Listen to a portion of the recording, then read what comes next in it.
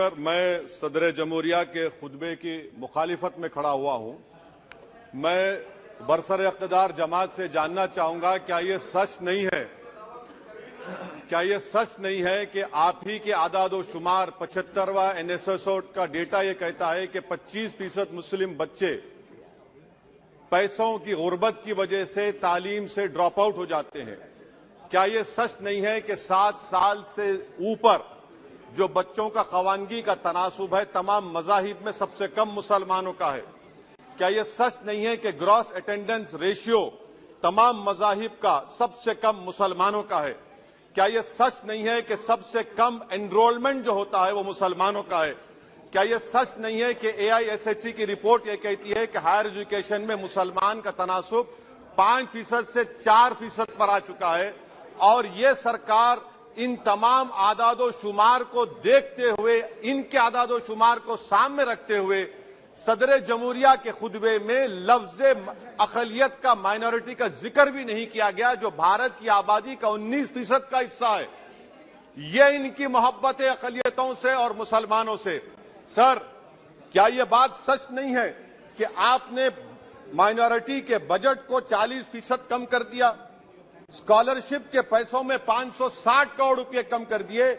ये आपकी मोहब्बत है जो नफरत की निशानी बनती है। नरेंद्र मोदी की सरकार ये नहीं चाहती कि अक़लियत और मुसलमानों के बच्चे तालीम याफ्ता होकर इस देश को मजबूत करें। वो उनको हमेशा गुर्बत और नाइंसाफी का शिकार बनाकर रखना चाहती है। सर, दूसरी बात इसमें यह है कि आज अक़लियतों को मुसलमानों के ताल्लुक से कोई महीना ऐसा नहीं जाता जहां पर उनको जान से मारने की धमकी नहीं दी जाती। बरसर इक़्तिदार जमात के एक MP साहिबा ने कहा कि चाकुओं को सिर्फ तरकारी के लिए इस्तेमाल मत करो, गर्दनें काटने के लिए इस्तेमाल करो। बरसर इक़्तिदार जमात के एक MP ने दिल्ली में कहा कि मुसलमानों का समाजी बायकॉट करो। बरसर इक़्तिदार जमात ने गुलबर्गा के रेलवे स्टेशन को हरा रंग किया गया था, उसको ये कहकर तब्दील कर दिया कि मुसलमानों का रंग है। सर, मैं पूछना चाहता हूं, क्या नरेंद्र मोदी की सरकार तिरंगे के हरे रंग को निकाल देंगी? क्या हरा रंग मुसलमानों का है? क्या नरेंद्र मोदी की सरकार खरबूजे पर पाबंदी आयद कर देगी और देश की जनता से कहेगी कि नागपुर में आपके हेड ऑफिस में उगा हुआ सिर्फ संतरा खाया जाएगा? सर, नारी शक्ति की आप बात करते हैं तो बिल्किस बानो अगर मुसलमान नहीं होती तो बिल्किस बानो को इंसाफ मिल जाता। 20 साल से बिल्किस बानो लड़ रही है, मगर उसका नाम बिल्किस बानो है। आप इंसाफ नहीं करना चाहते बिल्किस बानो से। ये नारी शक्ति आपकी है। पसमानदा मुसलमान से आपकी मोहब्बत, दीजिए 1950 के प्रेसिडेंट ऑर्डर तरमीम करिए, दलित मुस्लिम का स्टेटस पसमानदा को दीजिए। आप नहीं देना चाहते। क्या मजहबी आजादी का उनको हक हासिल नहीं है? स्पीकर साहब, मैं मुसलमान हूं, मेरे बगैर ये मुल्क नामुकम्मल है। मैं इस मुल्क का यरगमाल नहीं हूं, मैं इस मुल्क का कैदी नहीं हूं। मैं पूरे सिटीजनशिप की राइट को चाहता हूं और अभी चाहता हूं। कब आप बिहार के सुरजापुरी और कुल्हिया बादरी को कौमी OBC स्टेटस देंगे? स्पीकर साहब, दूसरी अहम बात मैं कहना चाह रहा हूं, चीन का जिक्र आपने किया।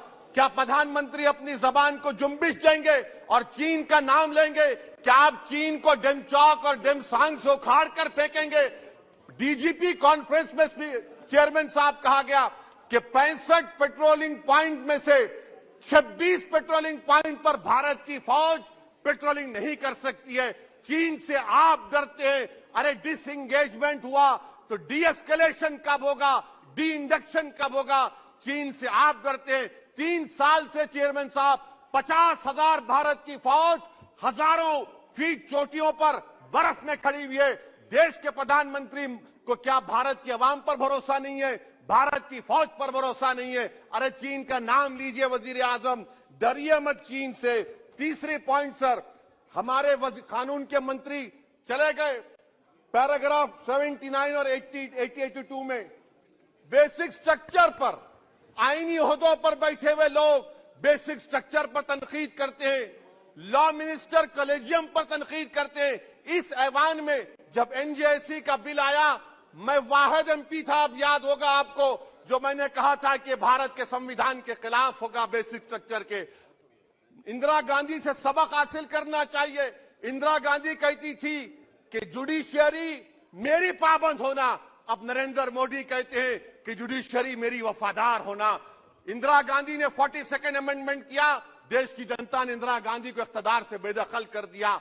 आप वही इंदिरा गांधी की इरा को ला रहे हैं। आप बताइए स्पीकर साहब, क्या ईसाई मानने वाले व्हाइट टेरर हैं? क्या ईसाई मजहब के लोग व्हाइट टेरर को फरोग देते हैं? आप बताइए। मैं यहां पर जजेस को तहफुज करने के लिए नहीं खड़ा हूं, मैं बेसिक स्ट्रक्चर की हिफाजत में बोल रहा हूं। मैं अदलिया की आजादी के लिए खड़ा हूं, मैं एग्जीक्यूटिव की आजादी के लिए खड़ा हूं, लेजिस्लेचर की आजादी के लिए खड़ा हूं। चेयरमैन साहब, कोर्ट का काम ये नहीं है, जजेस का काम ये नहीं है कि नरेंद्र मोदी सरकार की मदद करे। अदलिया का काम यह है कि इस देश की कमजोर और मजलूम आवाम से इंसाफ किया जाए। चौथा पॉइंट स्पीकर साहब, यहां पर एक बड़े सरमाएदार का जिक्र किया गया है। क्या यह बात सच नहीं कि कांग्रेस और बीजेपी ने ओलिगार्क्स को पैदा किया? आप दोनों ने मिलकर ओलिगार्क्स को पैदा किया।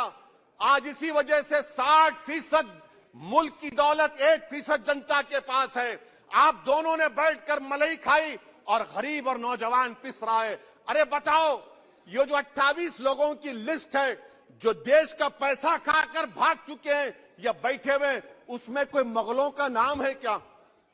कोई मुगलों का नाम नहीं है, मगर आप उस पर कुछ नहीं बोलेंगे। संडेस राज कंपनी 15,000 करोड़ नाइजीरिया और केनिया की कोर्ट में जाकर कहती है कि हम हिंदू हैं, भारत को आएंगे तो प्रोसिक्यूशन होगा। आपने कोर्ट में कुछ नहीं कहा, वहां पर एसआईटी आपने बनाई। मगर शुक्र है, मैं लाइटर वेन में कह रहा हूं कि हाइडनबर्ग अगर यहां होता तो यूएपीए लग जाता उस पर। और सर, मैं नरेंद्र मोदी सरकार को मशवरा दे रहा हूं लाइटर वेन में कि ये अंग्रेजी का अल्फाबेट ए बड़ा अशुभ है आपके लिए। डबल ए को आपने कहा कि बेटा फाइटर एयरक्राफ्ट बनाओ, बैंकरप्ट हो गया। अब कैपिटल ए को आपने 17 इंडस्ट्री दे दिए, हम पूरे विश्व में मार्केट कैप हमारा 5वें नंबर पर आ गया। सर देश के प्रधानमंत्री से बताना चाह रहा हूं कि वजीर दाखिला का नाम भी ए से शुरू होता है। मैं खत्म कर रहा हूं। मैं चेयरमैन साहब, मैं सरकार से पूछना चाह रहा हूं कि क्या जनवरी 2024 और फरवरी में क्या ये सरकार थर्मो न्यूक्लियर ब्लास्ट करने जा रही है? कि आपने हमारे अतराफ में देख लिया कि उसके अवाक़िब व नताइज क्या निकलने वाले हैं? चेयरमैन साहब, मैं आपको बता रहा हूं कि चीन के बारे में क्या हमको बीबीसी की रिपोर्टिंग की जरूरत पड़ेगी, जिस तरह 2002 गुजरात के बारे में कहा गया। स्पीकर साहब, अकलियतों के बारे में, मुसलमानों के बारे में एक शायर ने कहा था, आग से आग बुझाने को कहा जाता है, जख्म पे जख्म खाने को कहा जाता है। हम वफादार है बताने के लिए, हमको अपना सर कटाने के लिए कहा जाता है। सर, देश के प्रधानमंत्री पूरे फॉरेन टूर में जाते हैं, वहां पर गांधी का नाम लेते हैं।